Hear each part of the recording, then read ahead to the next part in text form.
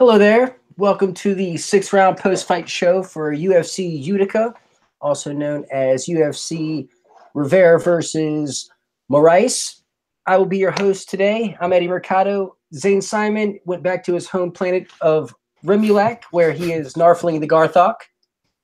So you're going to have to deal with me instead. But joining me, the first time we have ever crossed paths, which is pretty wild considering how much we work in the same kind of realm, but I call him Nuck Baldwin in my own mind, but you might know him better as Nick Baldwin. Nick, thank you so much for joining me. Thank you so much for having me. I appreciate it. I'll take Nuck Baldwin as well, whatever you like better. Nuck Baldwin's, I like that. I'm surprised it's not your Twitter handle or something. I've never thought about it, but hey, you never know. Last time I changed my Twitter handle, it got rid of my verified thing, but I didn't get it back, so now I guess there's no risk of changing my handle again, so maybe I'll go with it. We'll see. right on. So we're here talking UFC Utica. It just wrapped up in the best freaking way possible. Marlon Moraes coming up with an insane finish of Jimmy Rivera. Nobody really saw that coming, to be honest. We thought this was going to be really competitive. We didn't expect a 33-second head kick to ground and pound finish. That was nuts. No, nuts. It really was. And although I kind of disagree on the whole, this is the best way to wrap up the card, because I was really hoping for a back and forth war, a 5-round, not a slobber knocker, but a really technical, good fight. And flash KOs like this, 31 seconds, they're always cool, but in such a highly anticipated main event, sometimes you do want a little more. It's kind of like McGregor-Aldo. We waited for that fight for so long, and then all of a sudden it's over in 13. Not quite, but little along those lines. But nonetheless, I mean, terrific performance from Marlon Moraes. I mean, no one, as you said, saw this coming. I know you picked Jimmy Rivera. I did too. Even if someone was picking Moraes, it was probably by a very close decision, maybe a split. No one predicted him to knock out Jimmy Rivera in under a minute. Jimmy Rivera has never been stopped unless his only pro fight was a stoppage. I assume it wasn't. You might know better than I do. What, his only loss? It was a split decision, actually, early in his career.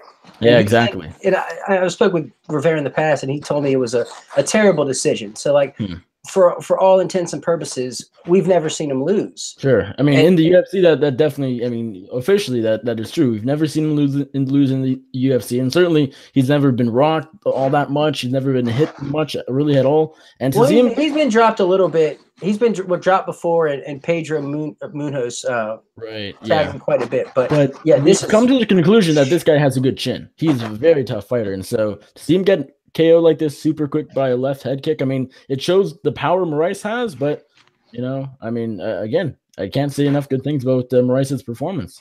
Yeah, and I like that it's really definitive. Keep the judges out of it. Like, no ifs, ands, or buts.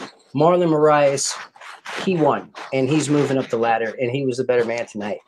I love Jimmy Rivera. I love Marlon Moraes. I've been following him since the WSOF days, so it's good to see him. And, like, on the microphone, he's such a likable dude. Like, he's almost in tears saying, oh, I want to be the best. I'm coming for the belt. Like, my team, they know how hard I work. And it's just like, man, I fucking love this dude here. It's a huge win for him. I mean, I'm sure we'll talk a little bit, very soon about what is next from Moraes. But, in a stacked bantamweight division, you need standout performances, and he's lucky to have had a couple of those in a row now. Yeah, back-to-back. What he did to Aljo was phenomenal.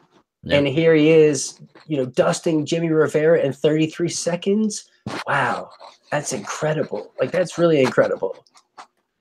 Yeah, I mean, we've never seen it happen before. So when things happen for the first times, it sort of is a, takes the breath right out of you in a way. Yeah, and on the vivisection, Zane Simon was talking about, he picked Moraes because he felt like Rivera would struggle with the creativity. And Zane was like, yeah, I think Moraes might get creative and set up a head kick or something. And sure as shit. Wow.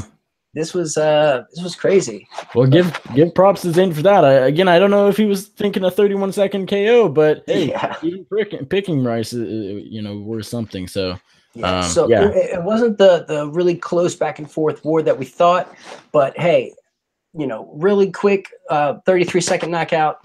I'm not upset. I'm not upset by that at all.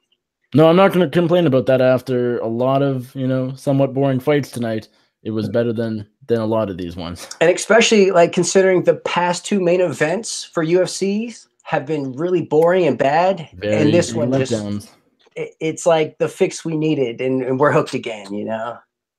No, I agree. I mean, Wonderboy Till, I had so high of hopes for that, and I'm sure you did too. I'm sure everybody did. Even Maya Usman had some intrigue, but not tons, but still.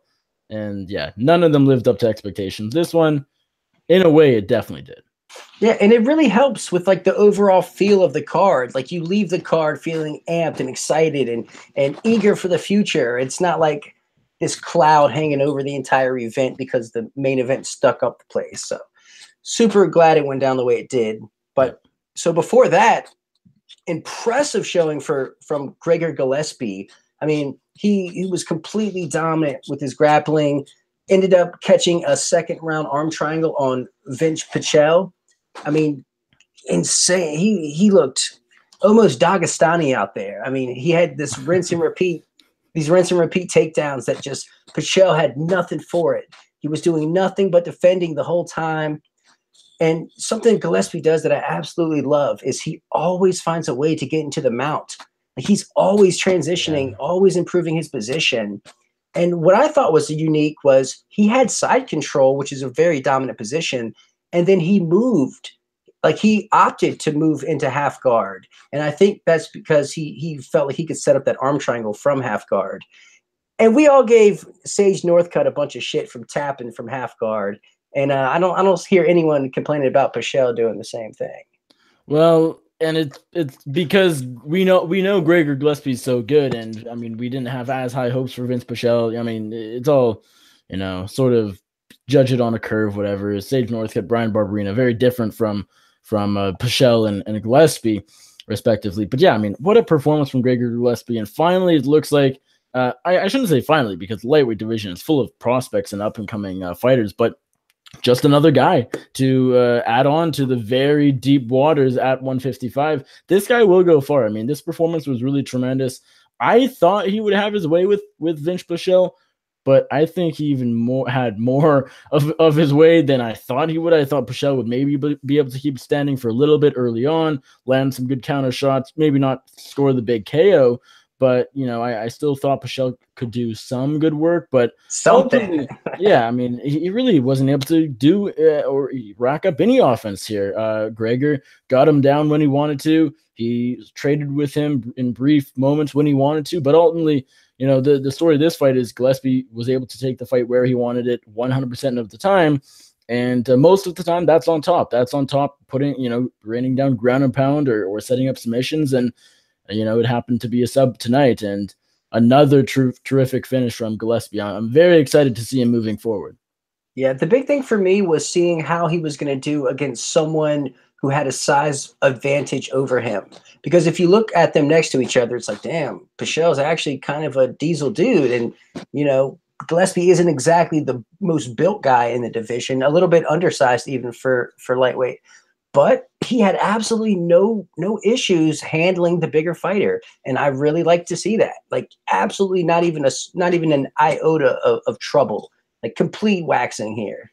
I mean, the guy's a very strong guy, and so we know going forward now after this performance that, hey, you put him in there against a guy a bit taller than him, bigger reach, maybe a bit physically, we think stronger. He's probably, not actually stronger. Yeah.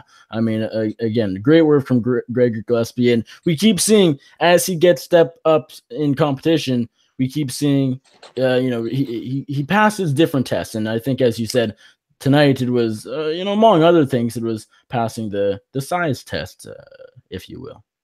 Yeah, I mean, because being an undersized lightweight who's trying to wrestle is tough, Sure. But he passed with flying colors. Great to see, a breath of fresh air to the division. He's on the rise. Curious to see who they're going to give him next, since Gillespie's not a call his own shot kind of guy. So no, I think Gregor Gillespie in general is very refreshing as a prospect because he's very talented. He's quite charismatic, but he's not trying to be Conor McGregor. Nope. Not at all. And I just love that. So, yeah. Yeah. No, he's trying to be Gregor Gillespie, and he's trying to go fishing. Maybe tonight. Yeah, maybe tonight. All right, so great win for Gillespie. Before that, we had Walt Harris getting back into the win column, picking up a second-round TKO over Daniel Spitz, heavyweight division, of course. Harris looked good. He came out, coming forward. Bit of a slow start to this one. The crowd got a little restless at times. Spitz was kind of backing up the whole time, just really reacting to whatever Harris was doing. And then finally, Harris decides to let his hands go and actually drops Spitz, or hurts Spitz first, then drops him, and then pounds him out. So good to see Walt Harris get back into the win column, do exactly what he should have done. Like going into this, you got to say, yeah, Harris has to finish this guy. Like there's no reason why Harris shouldn't have finished him. This isn't Fabricio Verdum. He's not getting disqualified. There's really no reason for Harris to not come up big here. And he did it with 1 second left in the second round. So that was it 1 second? That's crazy. Yeah. I was watching that, the end sequence or whatever at the end of the second round, thinking if this goes to the third, I'm not going to be a happy man. I mean, we'll probably just end up going to another decision, and that won't be great considering his heavyweights, and we'll just slow down even more. But yeah, I mean, I sort of was watching this thinking, after the finish, my first thought was, okay, good TKO from Walt Harris, but couldn't he have done this like 5 minutes ago? I mean, I thought he could, but he took it slow, so that's okay. I mean, he's an athletic guy. He's more and more technical. He's getting better as time goes on, and so if he wants to take 5 minutes and sort of just as a feeling out process, I mean, sure, I don't blame him for that necessarily. Yeah. It's not always just the most fun thing to watch, but yeah, I mean, well, especially with him coming off back-to-back losses. I mean, yeah, he doesn't want to go out there. Pressure. Yeah, he doesn't want to go out there swinging wild and all of a sudden get taken down and Spitz has him in a rear naked choke or guillotine or something, or even just knocked out, just getting caught. Sure. I mean, it's heavyweight. We saw what Spitz did to Anthony Hamilton, so anything's possible. So yeah, to making it as low risk as possible, I think is what Walt Harris was trying to do, and I think he succeeded. Yeah, solid showing. I just they might rebook him with God Beer for the third time. Whatever. Which, like, I'm okay with. I think Harris should get his retribution because I think that the way that fight ended was a little wonky, and I don't know if it should have been a DQ, but I think it probably should have. But I think, granted, no DQs, Harris wins the fight. So yeah, I wouldn't complain, but I faulted the referee a lot more for that DQ than I did Harris. Yeah. Like, if you want the fighters to stop, say stop. Don't say time. That was my whole beef with that. But this was good for Walt back in the win column. Super fun. Probably one of the most charismatic heavyweights we have, to be quite honest, next to Tai Tuivasa. Harris is actually fun, and I wish the UFC would give him more of a push because he's actually a pretty cool character.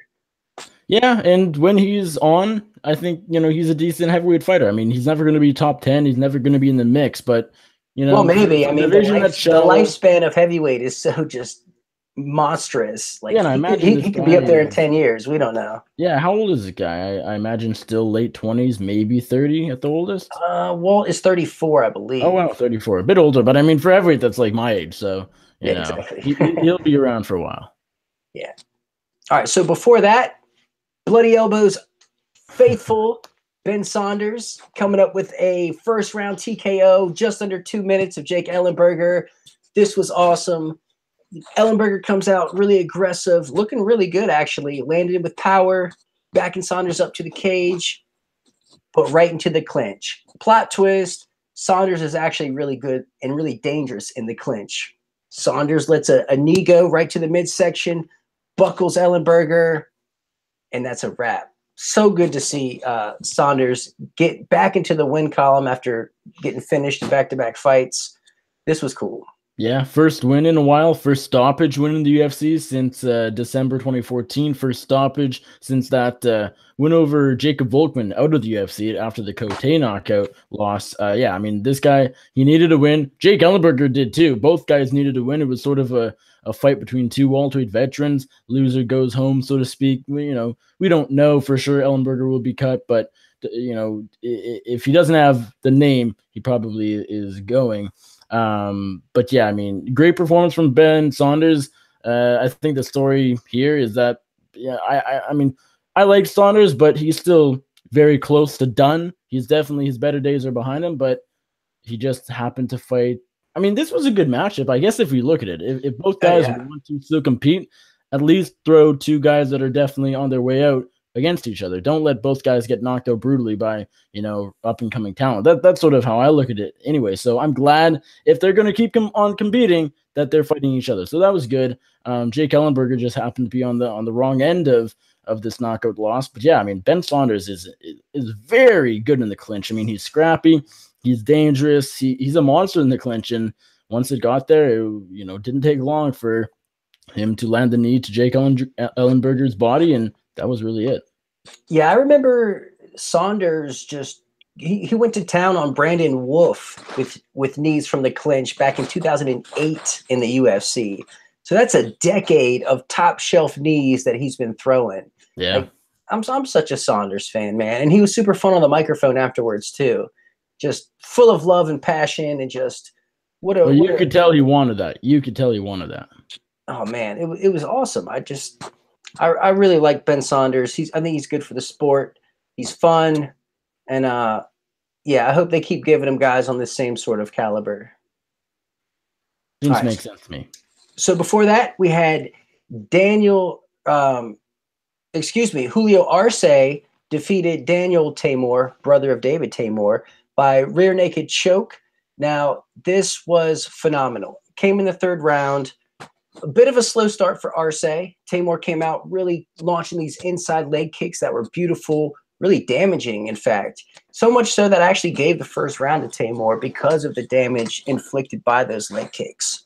So after that, we had Arce kind of finding his rhythm, finding his groove, letting his straight punches go, looking really sharp, really crisp with his hands. And then round 3 comes, and he just really turns it up. I mean, he's looking real sharp. Tamor slowing down, ends up catching one of Tamor's kicks, finding top position, takes the back, works for the rear naked choke. You got Tamor giving the thumbs up, and then like a half a second later, he's tapping out. So definitely awesome. Good showing for Julio Arce, who I think is really, really crisp on the feet. Like I really love the way he strikes. I think this was an ideal performance because we saw a lot of his striking, but then the finish was a submission. We saw, sort of every aspect of his game. And I think that's always what you want to do as a guy who's still coming up. I mean, this was only his second UFC fight. He's only been around for a few months in the octagon. And so, another great showing from Julio Arce. His debut against Dan Ige in January was a lot of fun. It was a good fight, pretty somewhat one-sided. And I think getting the finish though, lines him up maybe for a performance bonus in a night that lacked finishes. So that's helpful for him. But yeah, I think this is a guy to watch out for. I know featherweight isn't exactly short of talent. I mean, you have so many guys. Yeah, Rodriguez is apparently back. Zabit is up there. Alexander Volkanovski, Mirsad Bektic, the list goes on and on. But, this guy could be up there. I say throw him in there against maybe like a Calvin Kattar. Not quite a Renato Moicano, but, Shane Burgos. I know he trains with Burgos, but right around that level of competition, I think is where you want to throw Arce in. I think this is a guy to watch. I just wish David Tamor was at 145 because that's what I would like to see. Well, Tamor, we'll talk about him, but I think he deserves a bit better. But fair, definitely fair. Still a good matchup. Great showing for Arce, and when guys get late finishes, I love it. He could have probably coasted to a decision win, but opportunity knocks. He answered. Gotta take it. Yeah. It was a really strong showing.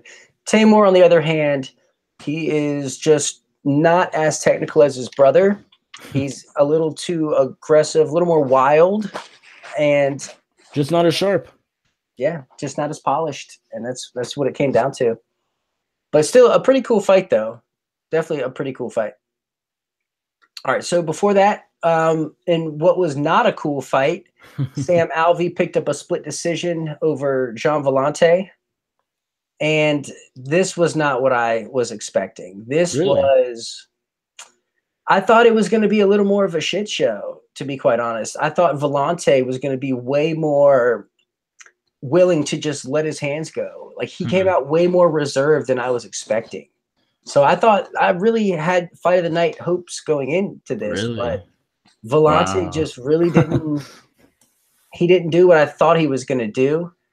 And then Sam Alvey did exactly what I thought Sam Alvey was going to do. And that was Sam Alvey did what Sam Alvey does when he's not knocking guys out.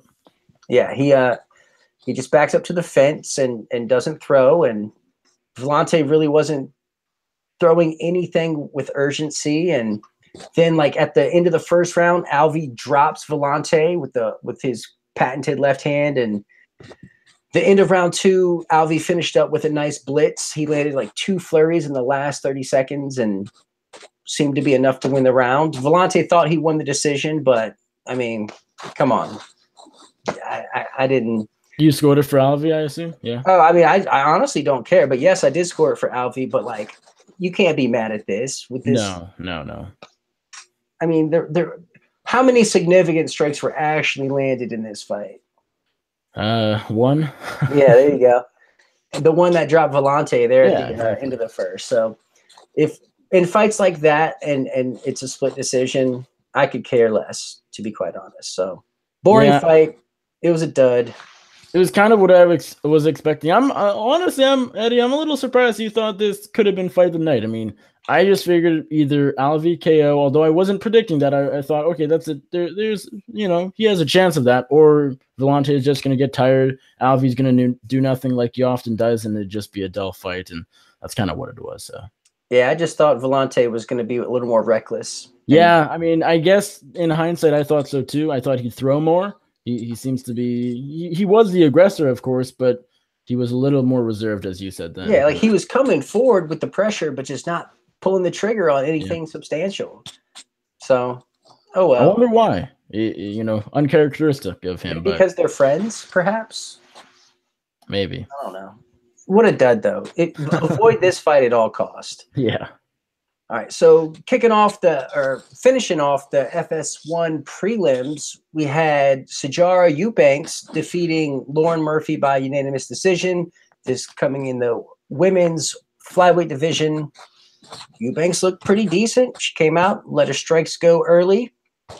Murphy really just couldn't get any strikes of her own going, which she really needed to do, and then just started looking for the takedown late in the fight, which, Eubanks is the better grappler. So I knew going into this that if Murphy didn't get her strikes going, she would have to lean on the takedown, and that would be a bad idea in and of itself. So Eubanks won a good decision. Not the most exciting fight. Decently competitive, but Murphy just really didn't have any moments in this fight at all. I'm going to be honest, like, it kind of just worries me that this was, in a way, a title eliminator. Like, of course, Valentina Shevchenko is going to get the next title shot if Nico Montano fights, and we'll see how that works out. But this was kind of like, the winner of this will probably fight the winner of Montano Shevchenko. I think that seems a lot of fair, or very fair, unless Eubanks wants to take another before that. But from the sounds of it, she doesn't. She wants that title shot next. So, I mean, she's still raw, but I mean, it was a good showing. I mean, I agree with what you said. Murphy had some offense, but just not nearly enough. Eubanks was sort of just one step ahead of her at all times. She landed a few takedowns here. That was good. Was able to get on top a bit. And her striking was just a bit better here, a bit more crisp, a bit more active, and that's really what sealed the deal. And we really saw Eubanks gut it out there in the third because she was fading. Like, her cardio was abandoning her, but she gutted it out. And that could be weight cut related. Obviously, she was taken off the Ultimate Fighter finale, the original Montano fight, because of weight cutting issues, kidney failure, and whatnot. So that might be something to keep an eye on. But, getting past a veteran like Lauren Murphy, good on her. I was just going to quickly add that, it scares me that Eubanks could be in a 5-rounder next. I mean, if she can barely go 3 rounds, Eubanks in the 4th and 5th, I don't know. Yeah, that's real. And then you got Shevchenko, and it's like, man, we've seen her. That's a different story. Yeah, but hey, Eubanks will perhaps get the Ultimate Fighter finale that never was. All right, so before that, awesome showing from David Tamor. Picked up a unanimous decision over Nick Lentz. I thought he looked pretty decent. Really active footwork, staying away from Lentz early, just really on his bike, letting Lentz kind of chase after him. And, popping off with his strikes.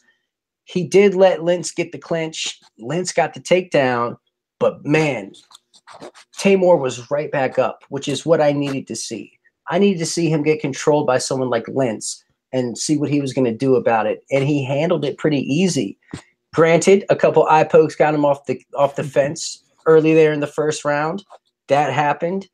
But, I mean, shame on the ref for not doing anything about it. But it's, And props to Tamer for doing it. I mean, I'm not going to credit anyone for cheating, but if you ain't cheating, you ain't trying. He also got away with the fence grab that prevented a takedown also. So, I mean, he was doing everything he could to get it done. Cheating wins fights. Live by it. Yeah. What surprised me was Lentz came out the second round coming forward, landing kicks. I didn't expect to see that. Like Nick Lentz actually landing kicks frequently? Like, what's going on here? But, Tamor, he really ended up getting his own leg kicks going. And then there in the third round, you had Lentz landing some left hands. But at this point, he's pretty busted up, bleeding all over the face. Tamor, again, attacking the legs. Like, I thought it was a pretty solid win. He passes the Lentz test. He got up, he stayed away, and had just enough cardio to finish the fight. Because, I mean, that much footwork takes so much out of you. Like, to be able to move like that and strike and get back to your feet. So, good all-around showing from Tamor, I think.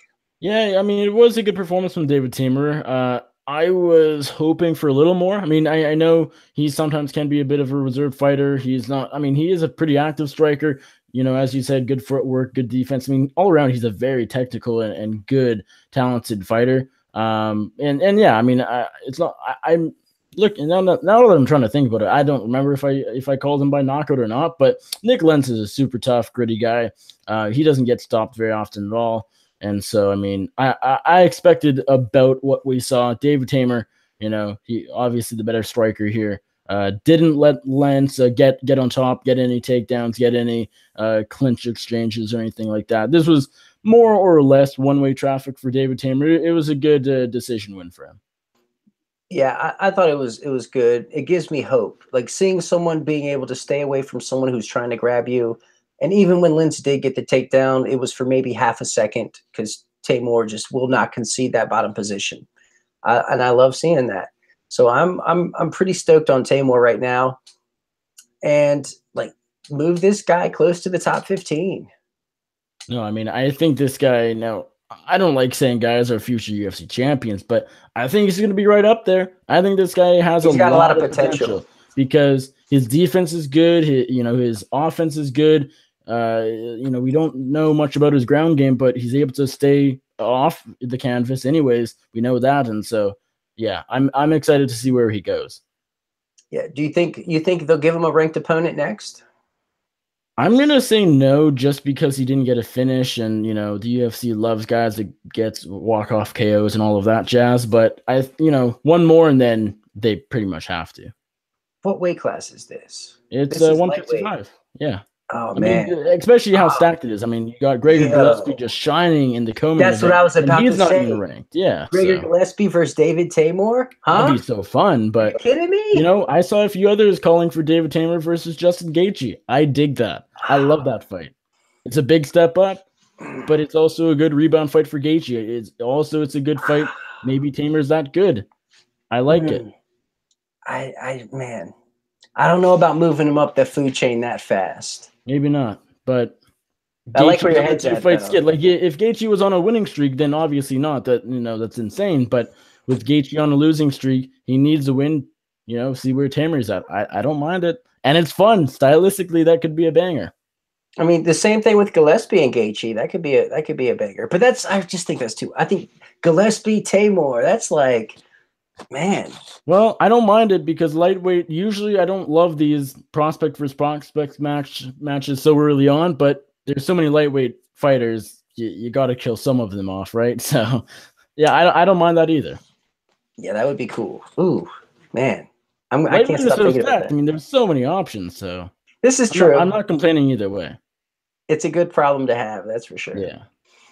All right, so before that, we had Bilal Muhammad picked up a unanimous decision over UFC newcomer Chance Rencounter. Did I say that right? Something like that, yep. Yeah, solid showing for Muhammad. He came forward right away, backing up Rencounter.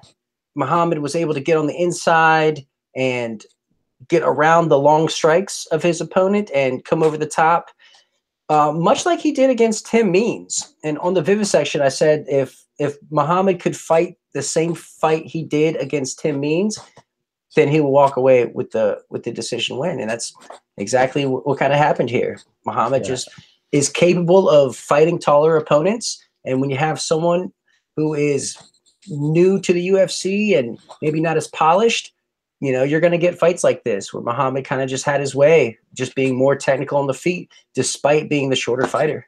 Yeah, I mean, below Muhammad, you mentioned he's the shorter fighter. That's something he's going to deal with in most of his fights. He's dealt with that before. He's shined with flying colors, so not really a concern. But yeah, I mean, the guy's the more technical striker. He's just really better everywhere. He's a better grappler than Chance. I mean, Chance was just outmatched here from the beginning to the very end. But that's fair. I mean, he's a newcomer stepping up on short notice for the injured Nico Price.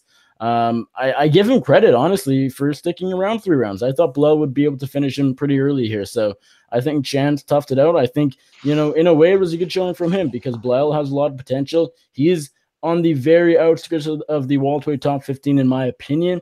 I hope that he gets a ranked opponent next. I think he'll come close. Maybe they rebook Nico Price. Maybe he deserves more now. I mean, it's a tough call, but nonetheless, good showing from Muhammad, and I think this guy can go a little ways up the 170 ladder.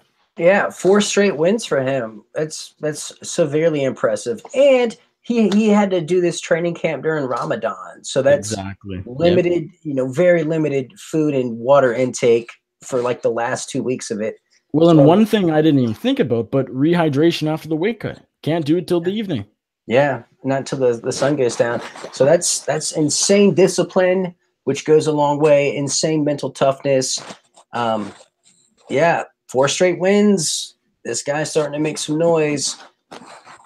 Maybe Nico Price, maybe someone better. Maybe try him out against a top 15er. I mean, yeah, I wish he finished him, though. I think that would have been a good stamp on the performance. A decision, nothing to really complain about, but I think having a late TKO in there or a submission as he was trying for late would have just been that much better. Rencounter is really tough, though. He is really tough. Like what he lacks in technique, he makes up for in toughness. Credit for staying around for 15 minutes. I didn't think he'd be able to do it. So before that, we had Desmond Crane win a unanimous decision over Gleison Tebow. This was pretty boring up until like the 3rd round. So it's basically Green jabbing his way. And by the way, I can't stand the way he throws his jab. Like he throws his jab and like tilts his chin up at the same time. It just irks me to no end. But it was effective against Tebow, whose arms were just shorter, who could not remove himself from right at the end of Green's punches. Like he just hung out right in punching range for Green, where Tebow couldn't reach his opponent. And here comes the 3rd round. Green rocks Tebow with the jab, and then finally throws a flurry and actually drops Tebow, which is cool, but it's like, damn, dude, if you would have just done that in the 1st round, you probably could have gotten a performance bonus. Like you're not going to face someone more chinny than Gleison Tebow in 2018. No. Like I'm so pissed that Green didn't get the finish here. Like talking about Muhammad getting the finish, this fight should have ended. Like period. Green showed way too much respect. He should have dusted Gleison Tebow, in my opinion. Like I'm upset with this fight. Just out of curiosity, are you saying that like as you were watching the fight, or did you pick going in Green by knockout? I mean, I did. I thought he'd be able to knock out Tebow. Well, I picked Green by knockout, and I picked Green. So I picked Green by knockout, and then Zane was like, "Okay, I got Green by knockout or Tebow by decision." And I was like, "No. I got Green by knockout or Green by decision, no matter what Green wins this fight." Because like Tebow just seems too brittle nowadays. Like he's too brittle. The way he got starched in his last fight, like his chin's not there. Like all you got to do is come out and put it on him, and I think he got the win. And I'm just upset that Green didn't do that. This was his moment to get the finish. He could have shot more, but they didn't. That's why we don't need to talk much about it. Moving on. Fight Pass prelims. The New York State Athletic Commission deemed Jessica Aguilar unfit to fight, so her bout with Jody Esquibel did not happen. They'll probably reschedule it. Maybe not. I don't think anyone really cares outside of Jessica Aguilar and Jody Esquibel. But what we did get, Nathaniel Wood defeated Johnny Eduardo. UFC newcomer Nathaniel Wood wins by submission. Sunk a really slick Darce 2 minutes into the second round. Wood comes out aggressive, looking crisp, but then Eduardo just started coming back with these heavy right hands, hurting Wood, backing him up, bloodying him up, which we've seen before in Wood's previous fights. We've seen him in that same exact position before and come back. But like at the end of the first, Eduardo just kind of lets off the gas for some reason and like disengages and lets Wood off the hook. Round 2 comes, Wood looking sharp, landing his strikes. Eduardo shoots in, and Wood instantly sprawls and right away starts attacking the Darce. Fiddles with it for a little bit, and then boom. Gets it. Eduardo taps. Nathaniel Wood wins his UFC debut. It was a very bizarre performance, but hey, I mean, Nathaniel Wood gets it done. It was very impressive. I mean, quite the comeback. Johnny Eduardo, as the veteran he is, I mean, he was looking very good, as you said, in the first round. He was lighting him up on the feet, rocked him late, nearly, I mean, had it gone maybe 20 more seconds. I mean, it was kind of a weird onslaught from Eduardo just because I thought Wood, like he was definitely getting hit pretty badly. He was getting bloodied up, but he didn't look rocked. Like he didn't look like he was out of it. I mean, right. I'm sure he was, but he didn't look it to me, but he was still just taking shot after shot. And so you can't really argue that. But I mean, yeah, Eduardo just made a big mistake in the second round and cost him the fight. There's not much else to say, but hey, credit to Wood. Great stuff. Yeah, Wood has a knack for just getting into these barn burners where he's getting rocked and then comes back and wins. It's kind of it was a fun fight too. It was a lot of fun. Yeah, absolutely. I mean, this could have definitely been a stinker. Actually, no, I'm lying. This fight was definitely going to end early. Eduardo, I don't think, has seen a decision since 2012. So been a while. this fight had finish all over it, and I'm glad to see Wood get the finish. I picked him going in, just because of his chin, really. Yeah, it was a good veteran versus prospect matchup. See where Wood's at. See if Eduardo is done. And honestly, I think we kind of got the best outcome here. Eduardo, I don't think is done.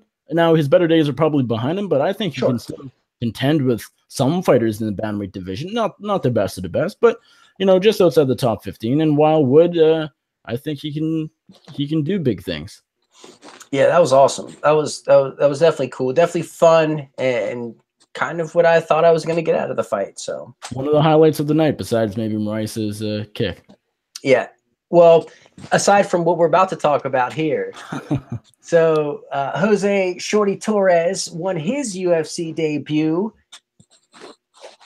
I'm not going to say he knocked out, but Jared Brooks knocked himself out in the second round by scooping up Torres, putting him over his shoulder, going to slam him, but Torres wisely grabbed a body lock and got himself parallel to Brooks, and Brooks dropped himself on his own damn head, knocking himself out.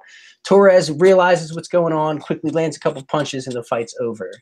What a crazy botching. Like, you had the fight in the bag, Brooks, and you let it go. You look great in the first round. You drop Torres with a spinning back fist. You're getting some takedowns. You're doing well. And then you screw the pooch.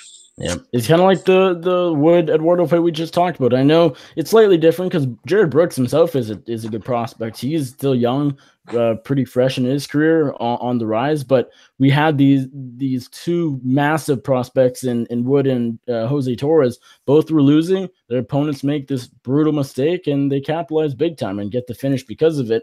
Yeah, I mean, can you even say Jose Torres got to finish himself? As you said, probably not. But hey, he's the winner on paper, and so I'm interested. I mean, this fight almost is just like cross it off his record. Let's sort of forget about it. Barely counts, but I'm interested to see No. This counts. I mean, I know it does. This will last forever. Let me tell you. It will. Yeah, for sure. But Brooks is now in that Matt Lindland, Gray Maynard category.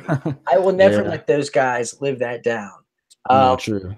I don't root for people who knock themselves out. It's just kind of my thing. I am interested to see where Jose Torres, not where he goes from here, but like how he looks in his next UFC fight exactly. Because we didn't see the true Jose Shorty Torres. I mean, the guy we're used to in Titan. I mean, we saw the guy, but again, like we're used to him winning by himself without his opponents getting, knocking themselves out. So or maybe odd fight. It could be that we did see Torres for what he really is, except he's finally fighting really top competition. Yeah, well, I think that's definitely a good point. I think that's worth bringing up. I mean, Jared Brooks was beating Jose Torres early in their fight for a reason, because Jared Brooks is a good fighter, and maybe Jose Torres he's still very talented, but maybe he's not this next big thing just because he was beating up guys on the regional circuit and had 2 belts. I mean, I think it's very interesting how we perceive regional champions as this next big thing, or these great fighters that are ahead of other prospects. If Jared Brooks probably could have done the same thing to all of the fighters Jose Torres beat in Titan FC. And so, Jose Torres has the name just because he's been at the top. He's been main events on Fight Pass, all of that. But is he really standing out amongst other flyweight prospects? We don't know yet, but maybe not. Maybe that's what we saw in the first round. And he's still really, really young in his career. He's only 8-0, so it's not like it's not like he's super far into it, or So he's still growing, still getting better. It was a little weird to see Shorty taller than somebody. Yes, I don't think I've ever seen him fight. That was odd. Yep. But I think the real moral of this story is the fact that the flyweight division just does not like guys getting takedowns and working from the top. Like that just doesn't go down in this division. So the MMA guys were like, you know what? You want to try to get a takedown and work from the top? We shut you down. We'll shut the whole division down. Self-knockout. It's the self-knockout. Yeah, exactly. So, but good to see Jose Torres in the UFC. That's what I say. Yeah, he long overdue. He should have been in a while ago. We should have already seen him debut. Oh yeah. But interesting. I like the fact that the way the fight ended will kind of go viral in a way, so it'll give Torres a little bit of shine. Oh yeah. So I'm cool with that.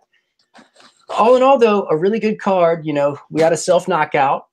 We saw a bunch of UFC noobs do pretty well, except for Ring Counter. He was like the only one that didn't kind of pass his debut test. We saw Gregor Gillespie be the truth.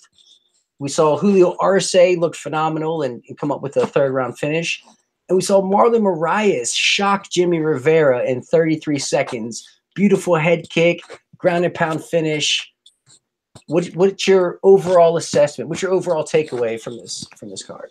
From this card, I think the majority of it was boring. I hate to be the Debbie Downey here, but a lot of decisions. Yeah, I mean, 5 straight decisions, and then even the Arce finish. I mean, it was a 3rd rounder. It was, it was a somewhat entertaining fight, but at that point, I was just kind of done. I mean, definitely Ben Saunders woke me up.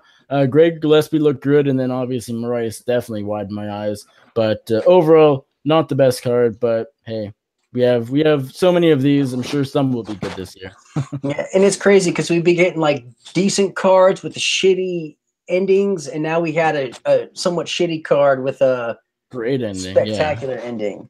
But we got the self-knockout, so I'll deal with the decision. Got the self-knockout, and we have a stacked pay-per-view next week that I'm really looking forward to. So, oh man. That is, don't even get me started. It's going to be. You can't talk about it, or else all of the fights will be canceled by fight night.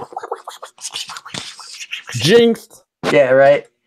Oh. All right. Well, so that's our card. Marlon Moraes, shocking Jimmy Rivera, picking up a 33-second TKO. Just insane. Definitely putting a stamp on the night.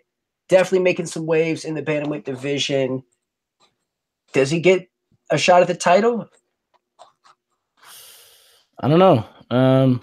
Depends how TJ Dillashaw, Cody Garbrandt goes. If Garbrandt wins, they'll probably just run it back again because the UFC likes to do those type of weird things. But if Dillashaw beats him again for the second time, probably. Dillashaw Moraes is a great fight. I know Rafael Sansa wouldn't dig it because he beat Moraes a year ago, but do they run that back?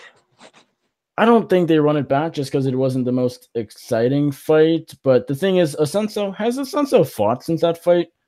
I don't think so. He knocked out Matthew Lopez. Yes. How could I forget? That was a great fight. He's about to fight Rob Font. Right. So say he beats Rob Font. Since that win, he's beat Matt Lopez and Rob Font, and say he wins that fight, which isn't a given because Rob Font's a good fighter. Oh yeah. And on the other hand, Moraes has beaten John Dodson, Aljamain Sterling, and of course just now Jimmy Rivera, number 4 in the division. So you still have that win. Asenso Moraes. It was a split too, so Moraes could have won that fight. I don't know. They probably do Moraes ahead of Asenso because Asenso seems like he'll never get a title shot. If he's ever going to get a title shot, he probably would have long time ago. So he's just real vanilla. He's just so boring. Moraes is getting the knockouts. He sort of has the momentum right now, so they'll give it to him. I'm with you on that, and I'm down for it too. I since he was in the WSOF, I always wondered, how would he do against the top in the UFC? And I'm down for it, but part of me feels bad for Asenso because he's one of the best. He really is, and he's not a character. Like, he's never gotten on the microphone and I've been like, oh man, like that's awesome. Like, well, when he didn't follow up with Matthew Lopez with the follow-up strike and he got on the mic and was like, this is about respect, I dug that. But like, outside of that, he just lacks pizzazz. And he's not really starship people. Like, yeah, he got that Lopez one, but and the UFC isn't about who wins fights. It's about who talks on the microphone the best. Yeah, and he already has a loss to TJ Dillashaw. So yeah, that's true. I'm okay if Moraes gets the nod next. All right, well, that's our show. Thank you guys for tuning in. Nick, thank you so much for joining me. Thanks for doing this with me. I'm sorry there was a bunch of decisions, but we got a self-knockout and we got a crazy main event finish. So all in all, it was worth it. And yeah, I guess that's it. So we'll be back next week for this insane UFC 225 card. Yoel Romero. Don't jinx it. Robert You can't say Whittaker, June 9th. It's going down. We'll have all our shows. If I Did It, Care Don't Care, MMA Vivisection. Connor will be back for that. Zane will be back as well. Both of them off to Remulac, to Narfel, to Garthok. I believe they did well, if I heard that correctly. And Nick, you got anything to pimp out? The MMA Circus, Bloody Elbow every Wednesday morning. All of my interviews on Bloody Elbow, everything Bloody Elbow. Go check it out. Do it. While you're at it, give this video a like. It's the thumbs up down below. Subscribe to MMANation.com here on YouTube, on SoundCloud, iTunes, Google Play if we're there as well. And I don't know, go be a good person.